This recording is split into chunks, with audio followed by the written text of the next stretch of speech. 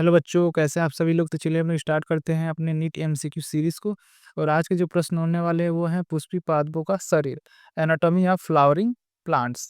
तो चलिए बिना देर किए हम लोग स्टार्ट करते हैं। अगर आप लोग चैनल पर नए हैं तो चैनल को सब्सक्राइब जरूर कर लीजिएगा। यहाँ आपको हिंदी मीडियम्स के सारे एमसीक्यू मिलेंगे। तो चलिए हम लोग स्टार्ट करते हैं।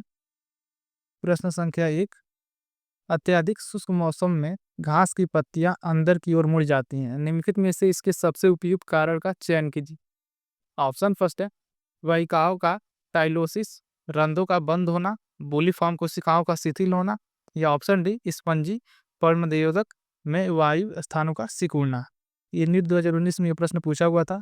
इसका जो सही उत्तर हो जाएगा सी, बोलीफॉर्म कोशिकाओं का शिथिल होना। प्रश्न संख्या 2। अनावृत बीजियों के फ्लोएम में किसका अभाव होता है। ऑप्शन है चालनी नालिका और सहचर कोशिकाओं दोनों का। ऑप्शन बी एल्बुमिनी कोशिकाओं और चालनी कोशिकाओं का। ऑप्शन सी केवल चालनी नालिकाओं का, या ऑप्शन डी केवल सहचर कोशिकाओं का। ये भी नीट 2019 में पूछा हुआ प्रश्न है। तो सारे प्रश्न पीवाईक्यू के ही हैं। ठीक है, ध्यान दीजिएगा। इसका जो सही उत्तर हो जाएगा पहला, चालनी नालिका और सहचर कोशिकाओं दोनों का। प्रश्न संख्या 3। वृक्षों में वार्षिक वलयों के बनने के विषय में निम्नलिखित में से कौन सा कथन सही नहीं है। ध्यान दीजिएगा, सही नहीं है पूछा है, गलत कथन पूछा हुआ है आपसे। पहला है शीतोष्ण कटिबंधीय क्षेत्रों में वृक्षों के वार्षिक वलय सुस्पष्ट नहीं होती। ऑप्शन बी वार्षिक वलय एक वर्ष के वसंत दारू और शरद दारू के उत्पन्न होने का एक संयोजन है। ऑप्शन सी एधा आंतरिक सक्रियता के कारण उत्तक के हल्के रंग और गहरे रंग के वलयों क्रमशः अग्र दारू और पश्च दारू का बनना। और ऑप्शन डी कैम्बियम की सक्रियता जलवायु की विभिन्नता पर निर्भर होती है। इसका जो सही उत्तर हो जाएगा वो हो जाएगा आपका पहला, शीतोष्ण कटिबंधीय क्षेत्रों में वृक्षों में वार्षिक वलय सुस्पष्ट नहीं होती है। प्रश्न संख्या 4।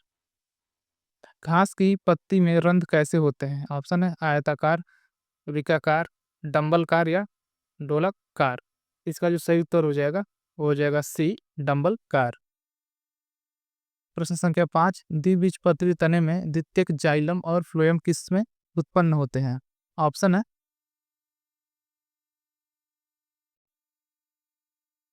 कागजन, संवहन एदा, सीसर्त विभज्या, कच्छी विभज्या। इसका जो सही उत्तर हो जाएगा पांचवा का वो हो जाएगा बी, संवहन एदा। प्रश्न संख्या 6। कैस्परी पट्टियां कहाँ होती हैं। ऑप्शन है वल्लकुट, परिरंभ, बाह्य त्वचा या अंत त्वचा। इसका जो सही उत्तर हो जाएगा छवा का हो जाएगा डी, अंत त्वचा। प्रश्न संख्या 7। वह पादप कौन से हैं जिनमें द्वितीयक वृद्धि थोड़ी या बिल्कुल नहीं होती है। ऑप्शन है शंकुधारी, पर्णपाती आवृत बीजी, घास या साइकेड्स। इसका जो सही उत्तर हो जाएगा सातवें का वो हो जाएगा सी, घास। प्रश्न संख्या 8। संवहनी एदा सामान्यतः क्या बनाती है। ऑप्शन है काग अस्तर, प्राथमिक पोषवाह, द्वितीयक जाइलम या परित्वक। ये नीट 2017 का ये प्रश्न पूछा हुआ है। ऑप्शन है इसका सही उत्तर हो जाएगा आठवें का वो हो जाएगा सी, द्वितीयक जाइलम। प्रश्न संख्या 9। मूल रोम किस क्षेत्र में विकसित होते हैं। ऑप्शन है परिपक्वन, दीर्घीकरण, मूल गोप, विपत्तियों की सक्रियता। इसका जो सही उत्तर हो जाएगा वो हो जाएगा पहला, परिपक्वन। प्रश्न संख्या 10। निम्नलिखित में से कौन मृत कोशिकाओं का बना होता है। ऑप्शन है जाइलम, मृदुतक, स्थूल पूर्णोतक, काग, कोशवाह। इसका जो सही उत्तर है 10वें का हो जाएगा सी, काग। प्रश्न संख्या 11। अंतःकाष्ठ के संदर्भ में निम्नलिखित में से गलत कथन को चुनिए। ऑप्शन है इसमें कार्बनिक यौगिक जमा हो जाते हैं। बी यह अत्यंत टिकाऊ होता है। सी यह जल और खनिजों का चालन कुशलता से करता है। ऑप्शन डी इसमें अत्यंत लिग्निन युक्त भित्ति वाले मृत तत्व होते हैं। ये नीट 2017 में ये प्रश्न पूछा हुआ था। इसका जो सही उत्तर हो जाएगा वो हो जाएगा सी, यह जल और खनिजों का चालन कुशलता से कर सकती है। प्रश्न संख्या 12। वलकुट क्षेत्र किनके बीज में पाया जाता है। ऑप्शन है अंत त्वचा और मज्जा, अंत त्वचा और संवहन बंडल, बाह्य त्वचा और रंभ, परिरंभ और अंत त्वचा। इसका जो सही उत्तर हो जाएगा 12 का वो हो जाएगा सी, बाह्य त्वचा और रंभ। प्रश्न संख्या 13। गुब्बारे नुमा संरचनाएं जो टाइलोसिस कहलाती हैं वे ऑप्शन है वाहिकाओं में जाइलम मृदुक कोशिकाओं की प्रसार होती है। जाइलम वाहिकाओं से होकर रसारोवर से संबंधित होती हैं। वाहिकाओं की अवकाशिका से उत्पन्न होती हैं। ऑप्शन डी रसकाष्ठ की अभिलक्षित करती हैं। हिंदी 2016 का प्रश्न ये पूछा हुआ है। इसका जो सही उत्तर हो जाएगा वो हो जाएगा पहला, वाहिकाओं में जाइलम मृदुतक कोशिकाओं की प्रसार होता है। प्रश्न संख्या 14, द्वार कोशिकाओं को घेरने वाली विशिष्टकृत बाह्य त्वची कोशिकाओं को क्या कहा जाता है? ऑप्शन है आवर्धक कोशिकाएं, वातरंध्र पूरक कोशिकाएं या सहायक कोशिकाएं। इसका जो सही उत्तर हो जाएगा वो होगा डी सहायक कोशिकाएं। प्रश्न संख्या 15, नीचे दी गई सूची ए से डी तक विभिन्न अवयव को पढ़ें और एक काष्ठी द्विबीजपत्री तने के बाहर से भीतर की ओर उनकी व्यवस्था को सही क्रम में बताएं। द्वितीयक वालकूट, काष्ठ, द्वितीयक पोषवाक, काग। आपको सही क्रम बताना है, तो इसका जो सही उत्तर हो जाएगा 15 का हो जाएगा पहला DACB। प्रश्न संख्या 16, आपको एक द्विबीजपत्री तने और एक द्विबीजपत्री जड़ के काफी पुराने टुकड़े दिए गए हैं। आप उन दोनों में विभेद करने के लिए निम्नलिखित में से कौन सी शारीरिक संरचनाओं का इस्तेमाल करेंगे? ऑप्शन है द्वितीयक दारू, द्वितीयक कोषवाहक, आदि दारू, वलकुट कोशिकाएं। इसका जो सही उत्तर हो जाएगा वो हो जाएगा सी आदि दारू। प्रश्न संख्या 17, वाहिनियों अन्य वाहिकी तत्वों से कैसे भिन्न होती हैं? ऑप्शन है कैस्पेरियन पट्टियों का होना, आच्छादित होना, केंद्रक का अभाव या लिग्निन युक्त होना। इसका जो सही उत्तर हो जाएगा 17 का हो जाएगा बी आच्छादित होना। प्रश्न संख्या 18, अंतरापूली एधा किसकी कोशिकाओं से विकसित होता है? ऑप्शन है मज्जा किरणों से, जाइलम मृदुक से, अंतत्वचा से या परिरंभ से। इसका जो सही उत्तर हो जाएगा 18 का हो जाएगा पहला मज्जा किरणों से। प्रश्न संख्या 19,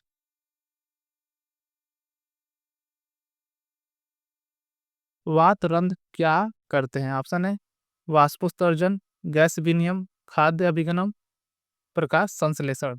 इसका जो सही उत्तर हो जाएगा 19 का हो जाएगा बी गैस विनिमय। प्रश्न संख्या 20, किसी वृक्ष की आयु का आकलन किसके द्वारा किया जा सकता है? ऑप्शन है इसकी ऊंचाई और घेरे से, जैव संहति से, वार्षिक वलियों की संख्या से, इसके अंतकाष्ठ के व्यास से। इसका जो सही उत्तर हो जाएगा 20 का वो हो जाएगा सी वार्षिक वलियों की संख्या से। प्रश्न संख्या 21, अनावृत बीजियों को मृदु दारू स्पर्मेटोफाइट भी कहा जाता है क्योंकि इनमें ये नहीं होते हैं। ऑप्शन है एदा, पोषवाह रेसे, मोटी भित्ति वाहिनियां, दारू रेसे। इसका जो सही उत्तर हो जाएगा डी दारू रेसे। प्रश्न संख्या 22, संवहन फूलों में जल युक्त गुहिकाएं किसमें पाई जाती है? ऑप्शन है सूरजमुखी, मक्का, पाइनस या साइकस। इसका जो सही उत्तर हो जाएगा वो होगा बी मक्का। प्रश्न संख्या 23, सहचर कोशिकाएं किसके निकटतम संबंधित होती हैं? ऑप्शन है चालिनी तत्वों के, वाहिका तत्वों के, ट्राइकोमो से, द्वार कोशिकाओं से। इसका जो सही उत्तर हो जाएगा होगा पहला चालिनी तत्वों से। प्रश्न संख्या 24, सामान्य शिशियों में लगाए जाने वाला कार्क किसका उत्पाद है? ऑप्शन है डर्मेटोजन, फेलोजन, दारू, सनोइनी एधा। इसका जो सही उत्तर हो जाएगा होगा बी फेलोजन। प्रश्न संख्या 25, बंद संवहनी फूलों में क्या नहीं होता? ऑप्शन है भरण ऊतक, संयोजी ऊतक, एधा या मज्जा। इसका जो सही उत्तर हो जाएगा होगा सी एधा। प्रश्न संख्या 26, द्विबीजपत्री मूल की तुलना में एक बीजपत्री मूल की क्या पाया जाता है? ऑप्शन है द्वितीयक दारू की अधिक प्रचुरता, बहुत सारे दारू कुल, अस्पष्ट वार्षिक वलय, अपेक्षाकृत मोटी परिचर्म। इसका जो सही उत्तर होगा वो होगा डी बहुत सारे दारू पुल। प्रश्न संख्या 27, भरण ऊतक में क्या सम्मिलित होता है? ऑप्शन है एंडोडर्मिस के बाहर उपस्थित सभी ऊतक, ऑप्शन बी एपिडर्मिस तथा वास्कुलर बंडल के अतिरिक्त सभी ऊतक, ऑप्शन सी एपिडर्मिस तथा कॉर्टेक्स, ऑप्शन डी एंडोडर्मिस के अंदर की ओर उपस्थित सभी ऊतक।